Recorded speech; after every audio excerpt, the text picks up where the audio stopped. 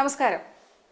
ഇന്ന് ഈ ഓണനാളുകളിൽ നമ്മോടൊപ്പം ഓണവിശേഷവും സിനിമാ വിശേഷണവും അതുപോലെ തന്നെ DFK വിശേഷണവും ഒക്കെ പങ്കുവയ്ക്കാനായി നമ്മോടൊപ്പം ചേരുന്നത് നിങ്ങൾക്ക് ഏവർക്കും സുപരിചിതനായ ഒരാളാണ്. ഞാൻ പ്രത്യേകിച്ച് പരിചയപ്പെടുത്തേണ്ട ആവശ്യങ്ങളില്ല, എങ്കിലും മിസ്റ്റർ പോളി ഫിറോസ്. നമസ്കാരം. നമസ്കാരം. ഫസ്റ്റ് തന്നെ happy Onam. Thank you and same to you. Thank U.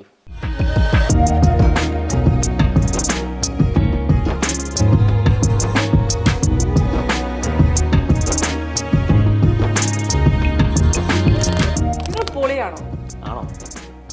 അല്ലേ? എനിക്കറിയില്ല. മവിയത് കണ്ട അതിന്റെ ഏറ്റവും വലിയ ഉദാഹരണം ചൂടാണല്ലേ? അങ്ങനെ എന്നെ പേഴ്സണലി പരിചയമുള്ള ആരും പറയില്ല ഞാൻ ചൂടിനകത്ത്. അതൊരു ഗെയിം അല്ലേ? ആ ഗെയിമിൽ അങ്ങനെയാണ്. നിങ്ങളുടെ ഭാര്യ ഭയങ്കരമായിട്ട് ഒരു അടിമയാക്കി വെച്ചിരിക്കുന്ന പോലെ ട്രീറ്റ് ചെയ്യുന്നു. അവൾ എന്നെയാണ് അടിമയാക്കി വെച്ചിരിക്കുന്നത്. അല്ല, അന്ന് എന്റെ കയ്യില് കൊളി ഉണ്ടായിരുന്നു, എറിയ അറിയത്തില്ല. ഇന്ന് എറിയ അറിയാം, കൊളിയില്ല. ആ ഒരു ഡിഫറൻസ് ഉണ്ട് ഇപ്പോഴും.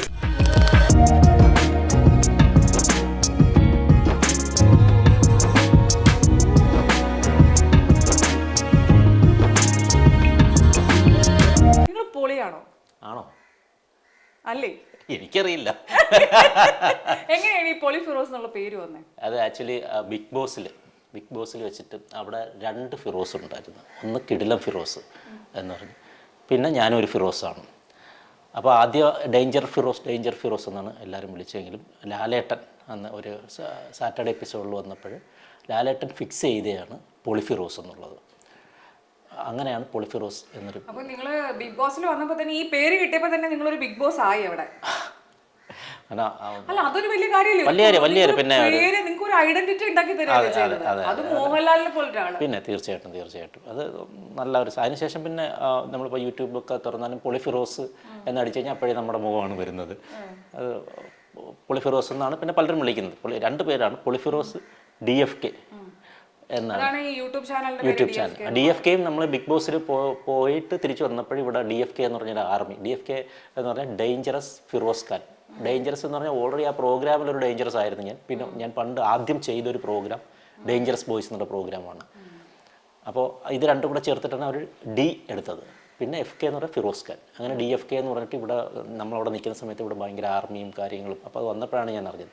പിന്നെ ആ പേര് ഇല്ല, ആ സംഭവം എന്താണെന്ന് പോലും അറിയില്ല. അതിൻ്റെ ഏറ്റവും വലിയ ഉദാഹരണം അല്ല, അതിൻ്റെ ഏറ്റവും വലിയ ഉദാഹരണം എന്താണെന്നറിയോ? എൻ്റെ ഇൻസ്റ്റാഗ്രാം നിങ്ങൾ നോക്കിയാൽ മതി, ആകെ 11K ഉള്ളൂ. എനിക്ക് ഫേക്കായിട്ടുള്ള പല അക്കൗണ്ടുകളിലും ഇതിനേക്കാൾ ഇരട്ടിയുണ്ട്. അപ്പോൾ അങ്ങനെ PR വർക്ക് ചെയ്യുകയാണെങ്കിൽ ആദ്യം തന്നെ നമ്മുടെ ഇൻസ്റ്റ ആരെങ്കിലും ഏൽപ്പിച്ചിട്ട് പോകും, അല്ലേ? നമ്മുടെ ഇൻസ്റ്റ വളർന്നിട്ട് നമുക്ക് കാര്യമുള്ളൂ. അപ്പോൾ അന്ന് എനിക്കത് അറിയാത്തത് കൊണ്ടാണ് ഞാനത് ഏൽപ്പിക്കാതെ പോയത്. PR വർക്ക്സിനെ കുറിച്ച് എനിക്കറിയില്ലായിരുന്നു. അതുകൊണ്ടാണ്. ജയവും തോൽവിയും പുറത്തെ വർക്ക് മാത്രമല്ലല്ലോ, അത് അവിടെ നമ്മൾ കളിക്കുന്ന രീതി.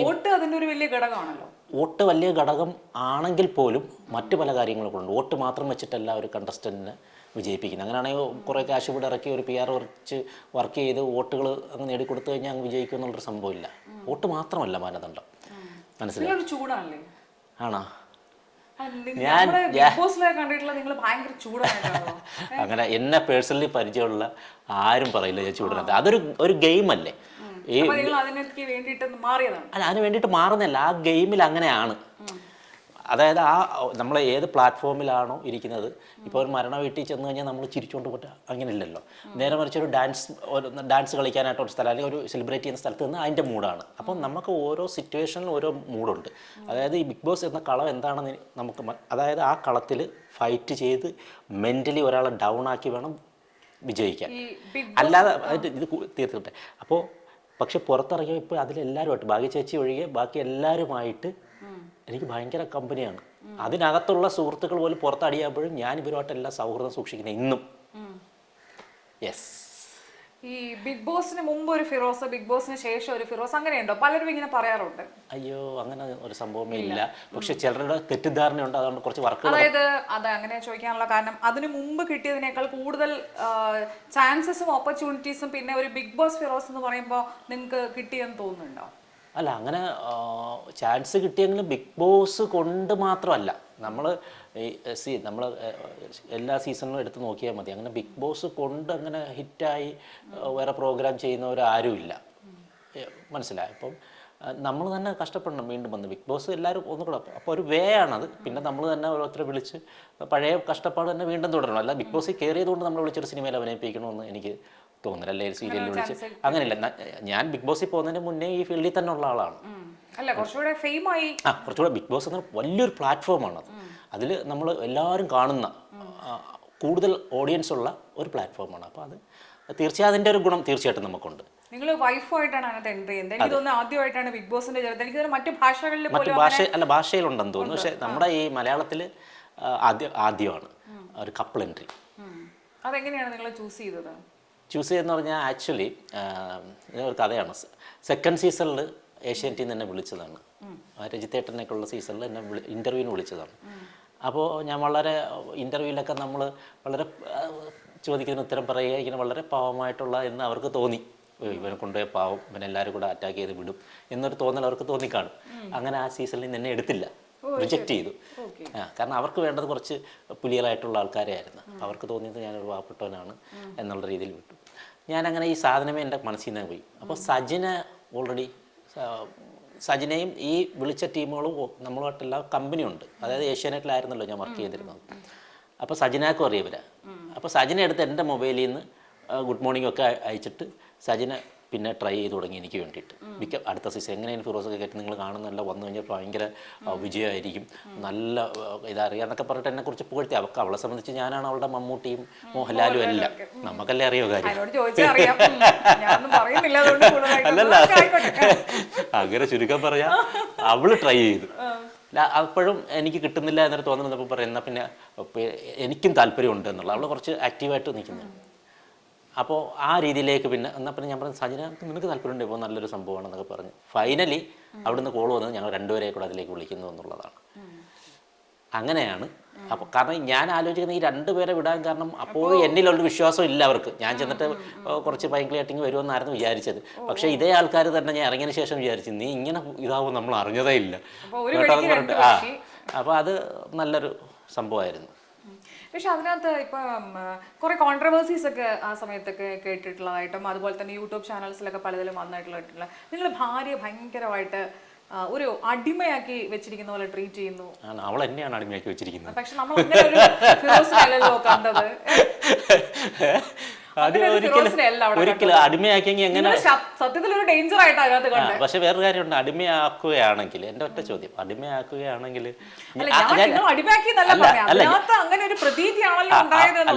അങ്ങനെയാണെങ്കിൽ ഞാൻ എന്തിനാണ് എൻ്റെ ഭാര്യയെ സ്ക്രീനിലേക്ക് കൊണ്ടുപോകുന്നത്? ആരെങ്കിലും കൊണ്ടുപോകും അങ്ങനെ?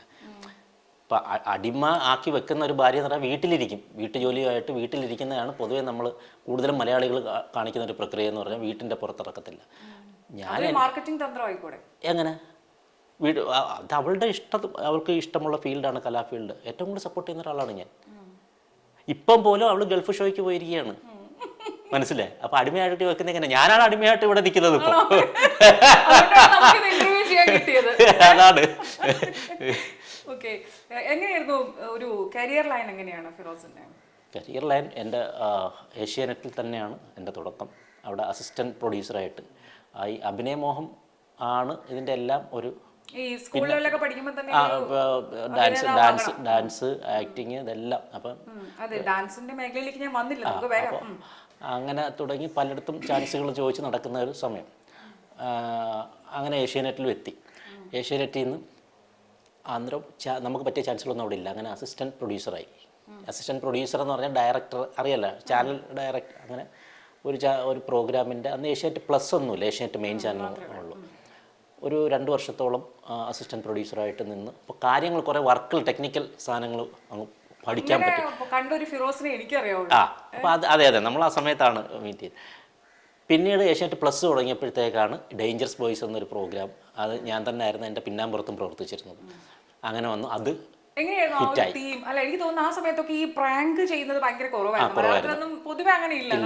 മറ്റ് ചാനൽസിലൊക്കെയാണ്, അന്യഭാഷകളിലൊക്കെയാണ് അത് കണ്ടിട്ടുള്ളത്. എങ്ങനെയായിരുന്നു ആ ഒരു തീം സെലക്ട് ചെയ്യാനുള്ള ഒരു കാരണം? അതായത് ആക്ച്വലി ചാനലിൽ പ്രാങ്ക് ഷോ എന്നൊരു സംഭവം അവർക്ക് കോൺസെപ്റ്റ് ഉണ്ടായിരുന്നുവെങ്കിലും അവർ എനിക്ക് മുന്നേ തന്നെ അവിടെ ചെയ്തു ഒരു ഷൂട്ടൊക്കെ ചെയ്തു. പക്ഷേ അത് അവർ ടെലികാസ്റ്റ് ചെയ്യണമെന്ന് പറഞ്ഞാൽ അത് കൊള്ളില്ലെന്ന് പറഞ്ഞ് മാറ്റി വെച്ചാണ്. അപ്പോഴാണ് ഞാൻ ഈ ഒരു ഐഡിയ ഞാൻ എൻ്റെ രീതിയിലൊന്ന് ചെയ്യാം എന്ന് പറഞ്ഞിട്ടൊരു ഐഡിയ. അപ്പം നമ്മുടെ MTVയിൽ സൈറസ് എന്ന് പറഞ്ഞൊരു കക്ഷി ചെയ്യുന്നുണ്ടായിരുന്നു ഇത്തരം ഒരു പ്രോഗ്രാം.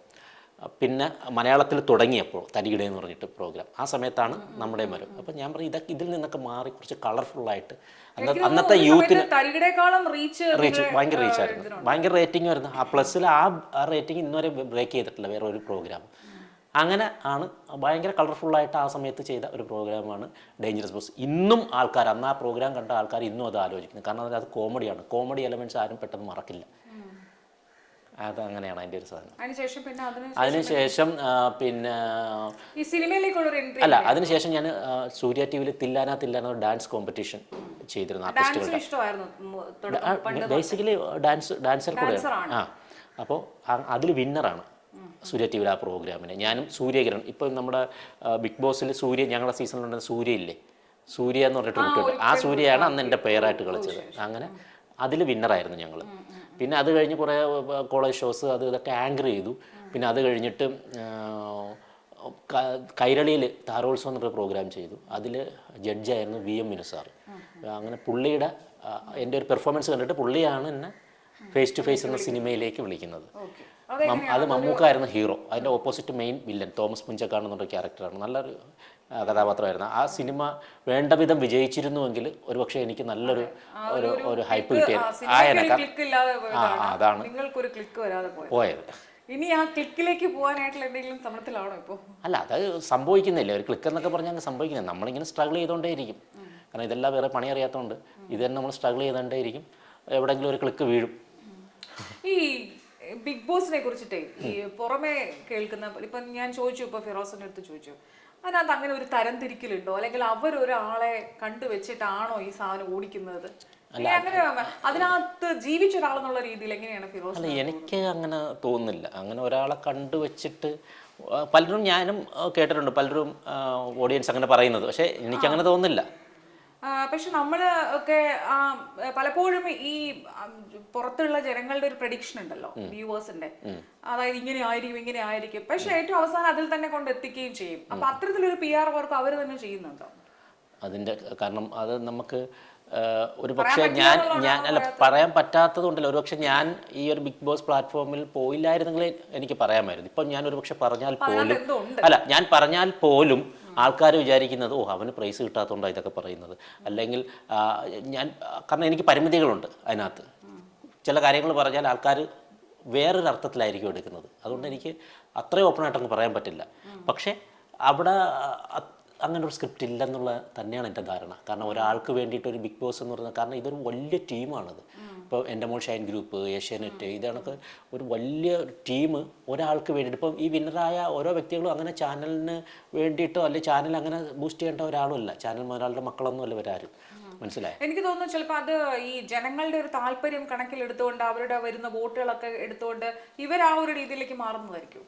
അല്ലല്ല, ജനങ്ങളുടെ അങ്ങനല്ല. അങ്ങനെയാണെങ്കിൽ എത്രയോ പേര് നമ്മളൊക്കെ അവിടെ നിന്ന് പോകാൻ. ഞങ്ങൾക്കൊക്കെ ഏറ്റവും നല്ല വോട്ട് ഉള്ള സമയത്താണ് ഞങ്ങൾ ഔട്ടാവുന്നത്. ഏറ്റവും കൂടുതൽ അല്ല, ഏറ്റവും കൂടുതൽ വോട്ട് നിൽക്കുമ്പോഴാണ് ഞങ്ങൾ ഔട്ടാകുന്നത്. അല്ല, കയ്യിലിരിപ്പായിരുന്നേ അതിന് മുമ്പേ ഔട്ടായി പോയേനെ. അപ്പോൾ അല്ല, കയ്യിലിരിപ്പെന്ന് പറഞ്ഞാൽ അങ്ങനെയാണെങ്കിൽ ഡേ 1 തന്നെ ഞാൻ ഔട്ടായി പോകേണ്ടതാണ്. ഈ ഇങ്ങനെ അല്ല, ആ ഒരു കയ്യിലിരിപ്പ് എന്നുള്ളത് തന്നെയാണ് ആ പ്രോഗ്രാമിൽ നമ്മുടെ വിജയം എന്ന് പറയുന്നത്. അങ്ങനെ കയ്യിലിരിപ്പില്ലെങ്കിൽ ഉറങ്ങി അവിടെ എവിടെയെങ്കിലും ഇരുന്നേനെ. പക്ഷെ അതുകൊണ്ട് എന്താ അവസാനം വരെ പോകാൻ പറ്റിയില്ല എന്നുള്ളതല്ലേ? എന്നില്ല. ആ നിന്ന് അത്രയും നാളും നമുക്ക് ആ കയ്യിലിരിപ്പ് കൊണ്ടാണ് അത്രയും നാളും നിന്നത്. മനസ്സിലായി? അതിനിപ്പോ നമ്മളെ തിരിച്ച് ബിഗ് ബോസിലേക്ക് എന്തോ ഒരു ചലഞ്ച്, അത് തന്നെ ഏറ്റവും വലിയൊരു പ്രൗഡല്ലേ. അതായത് ചലഞ്ചറായി എനിക്ക് തോന്നുന്നത്, ഞാൻ പറഞ്ഞ പോലെ നിങ്ങൾക്ക് ആ ഒരു പൊളി എന്നുള്ള പേര് കിട്ടിയ പോലെ തന്നെയാണ് നിങ്ങളുടെ ഒരു റീ എൻട്രി എന്നാണ് ഞാൻ വിശ്വസിക്കുന്നത്. തീർച്ചയായും അത് വലിയൊരു പ്രൗഡായിട്ടുള്ള കാര്യമാണ്. കാരണം എന്ന് പറഞ്ഞാൽ ഇതിപ്പോൾ 5ാമത്തെ സീസൺ അപ്പം കഴിഞ്ഞത്. കഴിഞ്ഞ 4 സീസണിലെയും എത്രയോ പേര് വന്ന് അതിൽ വെറും 4 പേരെയാണ് അവർ വിളിച്ചത് ഈ ചലഞ്ചറായിട്ട്. അപ്പം അതിലൊരാളാവുക എന്ന് പറയുന്നത് വളരെ സന്തോഷമുള്ളൊരു കാര്യമല്ലേ. കൂടുതലും കോളേജ് പ്രോഗ്രാം ഒക്കെയാണല്ലോ ചെയ്തത്. അപ്പൊ ഇങ്ങനെ കുറെ ആരാധന കഥാപാത്രങ്ങളൊക്കെ ഉണ്ടായിരുന്നു ആ സമയത്ത്? ഇഷ്ടമുള്ള ഒരുപാട് പെൺകുട്ടികളുണ്ടായിരുന്നു. പക്ഷെ അന്ന് ഇത്ര ബുദ്ധി ഇല്ലല്ലോ എനിക്ക്. അന്ന് എൻ്റെ കയ്യിൽ കൊളി ഉണ്ടായിരുന്നു, മനസ്സിലായി? അല്ല, അന്ന് എൻ്റെ കയ്യിൽ കൊളി ഉണ്ടായിരുന്നു, എറിയ അറിയത്തില്ല. ഇന്ന് എറിയ അറിയാം, കൊളിയില്ല. ആ ഒരു ഡിഫറൻസ് ഉണ്ട് ഇപ്പോഴും. ആ, പ്രണയിച്ചിട്ടുണ്ട്. എത്ര പേരെ പ്രണയിച്ചു? എത്രാമത്തെയാണ് കല്യാണം കഴിച്ചത്? അല്ല, എണ്ണമൊക്കെ നോക്കുകയാണെങ്കിൽ ക്യാമറ ഓഫ് ചെയ്തിട്ട് ഞാൻ ഇരുന്ന് ആലോചിക്കണം. കാരണം കുറേ പേരെ പ്രണയിച്ചിട്ടുണ്ട്. ഒത്തിരി തേച്ചിട്ട് പോയ ആരെങ്കിലും ഉണ്ടോ? തേച്ചിട്ട് പോയവരുണ്ട്, ഞാൻ തേച്ചവരുണ്ട്. ഞാൻ തേച്ച ഒരു എണ്ണ തേക്കുന്നതിനേക്കാൾ ഉപരി അല്ലല്ല, അങ്ങനൊന്നുമല്ല, സംഭവിക്കുന്നതാണ് അതങ്ങ്. പിന്നെ ഈ പ്രണയം എന്ന് പറയുന്നത് എന്നും അങ്ങ് ഒരാളെ തന്നെ അങ്ങ് ഇഷ്ടപ്പെട്ടിരിക്കുന്നതും പ്രണയിക്കുന്ന സമയത്ത്. ഇപ്പം നമുക്ക് ഏറ്റവും നല്ല സേഫ് എന്ന് പറഞ്ഞാൽ ഭാര്യയെ പ്രണയിക്കുക എന്നുള്ളതാണ് ഞാൻ ആലോചിക്കുന്നത്. അതെങ്ങനെയാണ് ഈ കുറച്ച് അനുഭവങ്ങളുടെ വെളിച്ചത്തിലാണോ അങ്ങനെയൊക്കെ മാറിയത്?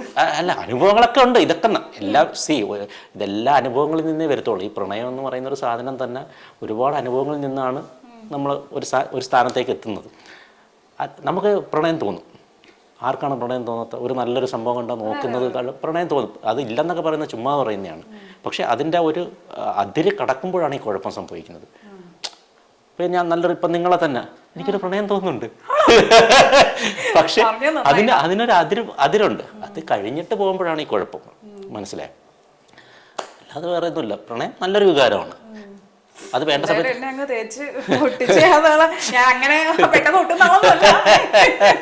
ഞാനും പിന്നെ ഒരു കോംപ്ലിമെന്റ് ആയിട്ട് ഞാൻ വെച്ചേക്കാം. Thank you. ഇപ്പൊ എങ്ങനെയാണ് ഒരു കരിയർ ലൈൻ എങ്ങനെയാണ് മുന്നോട്ട് കൊണ്ടുപോകുന്നത്? ഈ യൂട്യൂബ് ചാനൽ എങ്ങനെയാണ്? യൂട്യൂബ് ചാനലുണ്ട്. യൂട്യൂബ് ചാനൽ ഇപ്പം ഞാൻ ഭയങ്കര ആക്റ്റീവ് ഒന്നും അല്ല. ആക്റ്റീവ് ആയ ഒരു സമയം ഉണ്ടായിരുന്നു. അപ്പോൾ അതിനനുസരിച്ചുള്ളൊരു ഇൻകം യൂട്യൂബിൽ നിന്നുണ്ടായിരുന്നു. ഇപ്പം ഞാൻ അത്ര ആക്റ്റീവ് ആവുന്നില്ല. കാരണം മറ്റു പല കാര്യങ്ങളിലോട്ടും ശ്രദ്ധ പോയപ്പോഴത്തേക്ക് അതിൽ ആക്റ്റീവ് ആവാൻ പറ്റുന്നില്ല.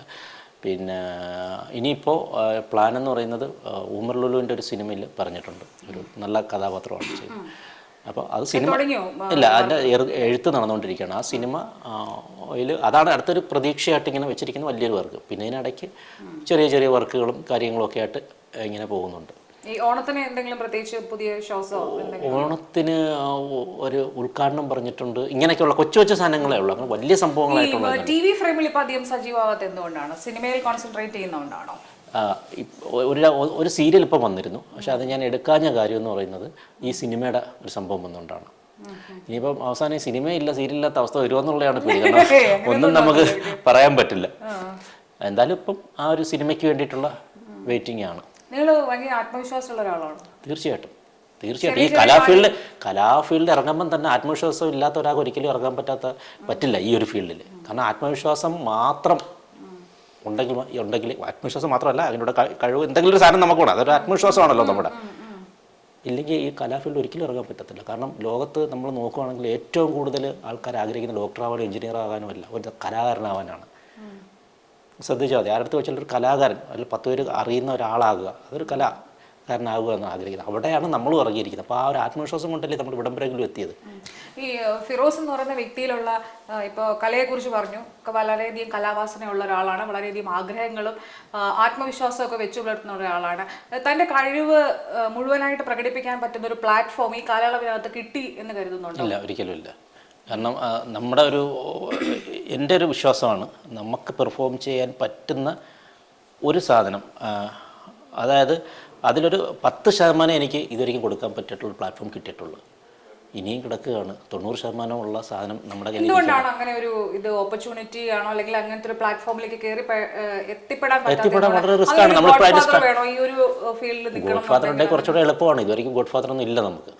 ഒരു ഗോഡ് ഫാദർ നമുക്ക് ഉണ്ടെങ്കിൽ ഈസി വേ ആണ്. പക്ഷേ ഇതുവരെയും അങ്ങനെ ഒരു ഗോഡ് ഫാദർ ഇല്ല, മനസ്സിലായത്. അപ്പോൾ സ്ട്രഗിൾ കൊണ്ട് മാത്രം മുന്നേറാൻ പറ്റില്ല എന്നുള്ളതാണോ? മുന്നേറാൻ പറ്റില്ലെന്ന് ഞാൻ പറഞ്ഞില്ലല്ലോ. മുന്നേറാൻ പറ്റും. സ്ട്രഗിൾ ഈ മമ്മൂക്ക വന്ന സമയത്തും അല്ലെങ്കിൽ അതുപോലെ വലിയ വിക്രം പോലെയുള്ള വലിയ ആർട്ടിസ്റ്റുകൾ അവർക്ക് സ്ട്രഗിൾ ചെയ്തല്ലേ കയറിയത്. അവർക്കൊന്നും ആ സമയത്ത് ഇത്തരം ഇത്തരം ആൾക്കാർ ഇല്ലായിരുന്നു. പക്ഷെ അത്ര കോമ്പറ്റീഷൻ. ഇപ്പോൾ ഈ ഒരു സമയത്ത് നിങ്ങൾക്ക് കിട്ടുന്ന നമ്പർ ഓഫ് പ്ലാറ്റ്ഫോംസ് കൂടുതലല്ലേ, ഓപ്പർച്യൂണിറ്റീസ് കൂടുതലുണ്ടല്ലോ. കോമ്പറ്റീറ്റർ കൂടുന്ന അനുസരിച്ചുള്ള പ്ലാറ്റ്ഫോമും കൂടുതലാണ് ഇപ്പോഴും, മനസ്സിലായി. പിന്നെ നമുക്ക് വരേണ്ട സാധനം നമുക്ക് വരും. നമ്മൾ സ്ട്രഗിൾ ചെയ്തുകൊണ്ടിരിക്കുക. ഇല്ല, അടുത്ത നമ്മൾ സ്ട്രഗിൾ ചെയ്യത്രേ ഉള്ളൂ. ഈ നല്ലൊരു ഡാൻസർ ആണ് നിങ്ങൾ രണ്ടുപേരും. ഒരു ഡാൻസ് സ്കൂളോ അങ്ങനെ എന്തെങ്കിലും ഒരു മോഹം ഉണ്ടായിരുന്നോ? അങ്ങനെ എന്തെങ്കിലും അല്ല, അത് തുടങ്ങണം. കാരണം നമുക്ക് ഈ കല എന്നുള്ളതിൽ പല പല മേഖലകൾ കൈവച്ചാലേ നമുക്ക് മുന്നോട്ട് ലൈഫ് കൊണ്ടുപോകാൻ പറ്റത്തുള്ളൂ. അപ്പോൾ ഒരു ഡാൻസ് സ്കൂളിൻ്റെ ഒരു കാര്യം ഇങ്ങനെ പണിപ്പുരയിൽ. രണ്ടുപേരും ഡാൻസേഴ്സ് ആയതുകൊണ്ട് നിങ്ങൾക്ക് അതിനകത്ത് കുറെ കൂടെ ശോഭിക്കാൻ പറ്റും. അതെ, തീർച്ചയായും. ഇപ്പൊ ഒരാളില്ലെങ്കിൽ മറ്റൊരാൾക്ക് ക്ലാസ് നടത്തിക്കൊണ്ട് പോകാനും ഒക്കെ തീർച്ചയായും അങ്ങനെയാണ്. അല്ല, അത് എനിക്ക് താല്പര്യമുള്ളൊരു കാര്യമാണ് ഡാൻസ് ക്ലാസ്. ഞങ്ങൾ ഈ അടുത്തിടയ്ക്ക് അതിനെക്കുറിച്ചുള്ളൊരു ചർച്ച നടത്തിയതുള്ളൂ. ഒരു ഡാൻസ് ക്ലാസ് ഇത് സാമ്പത്തികത്തിലുപരി അത് മനസ്സിന് വല്ലാത്തൊരു സുഖം നൽകുന്ന ഒരു സാധനമാണ്. നിങ്ങളിലൂടെ കുറെ കുട്ടികള് ഓരോ സ്റ്റേജുകൾ കീഴടക്കുന്നു. തീർച്ചയായും. പിന്നെ നമ്മൾ പഠിക്കുന്ന കുട്ടികൾ കഴിവുള്ളവരാണെങ്കിൽ നമുക്ക് എവിടെയെങ്കിലുമൊക്കെ ചാനൽ ഷോയിലോ അങ്ങനെയൊക്കെ കാരണം ചാനലോ ഒക്കെ ആയിട്ടുള്ള ബന്ധങ്ങളുണ്ട്. അവരെ കുറച്ചുകൂടെ ഉയരത്തിൽ ഒരു പ്ലാറ്റ്ഫോം കൊടുക്കാൻ നമുക്ക് പറ്റും. തീർച്ചയായിട്ടും അത് നമ്മൾ സ്കൂൾ തുടങ്ങാനുള്ള എല്ലാ ഐഡിയ ഉണ്ട്. വരാനുള്ള എല്ലാ ഇതുണ്ടോ? ഡാൻസ് ക്ലാസ്സിലോട്ട് വരാനുള്ള വല്ല ഐഡിയ ഉണ്ട്? എന്നെ കണ്ടപ്പോ അങ്ങനെ തോന്നിയല്ലോ. സന്തോഷം.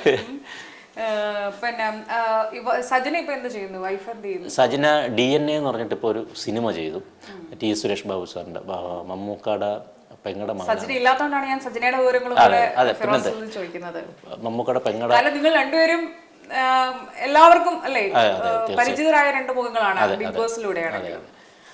അപ്പോൾ DNA എന്ന് പറഞ്ഞ സിനിമയിൽ അഭിനയിച്ചു. ഇനി അതിൻ്റെ റിലീസിങ്ങിന് വെയിറ്റ് ചെയ്യാണ്. പിന്നെ ഷോസ് ഉണ്ട്. പിന്നെ അടുത്തൊരു സിനിമയും അവൾക്ക് ഇങ്ങനെ പറഞ്ഞു വെച്ചിട്ടുണ്ട്. അങ്ങനെയൊക്കെയാണ് സജനയുടെ വിശേഷങ്ങൾ.